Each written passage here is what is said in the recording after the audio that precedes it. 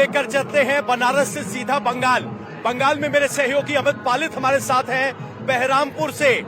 अधीर रंजन चौधरी मैदान में और सामने क्रिकेटर हैं यानी इरफान पठान के भाई। और अब देखना होगा कि वो सियासी पिच पर कितने चौके छक्के लगा पाते हैं।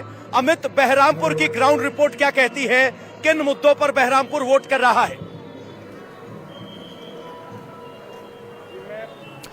देखिए, बहरामपुर का आप जिक्र कर रहे हैं तो बहरामपुर के सीट को कवर करते करते इस वक्त मैं कृष्णनगर पहुंच चुका हूं, जहां पर कि आप जानते हैं कि सिटिंग एमपी महुआ मत्रा और उनको सस्पेंड कर दिया गया था।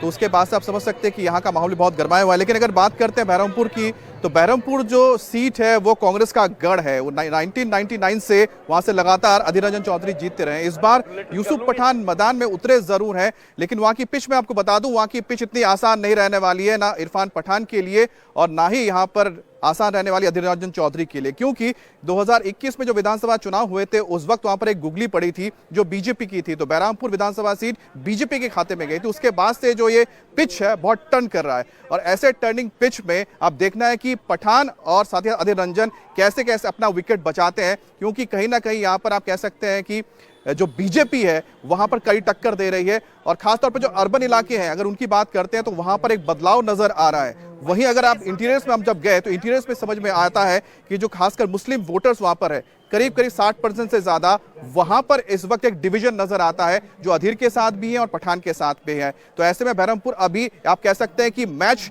किसके फेवर में जाने वाला है ये बताना बड़ा मुश्किल होगा। और साथ ही साथ अगर कृष्णानगर की मैं बात करता हूं, कृष्णानगर में भी हालात ऐसे ही नजर आ रहे हैं। यहां का जो अर्बन सेंटर है यहां पर भी 2021 में बीजेपी ने डेंट मारा था और अपने जीत हासिल की थी। मुकुल राय तब यहां पर जीते थे।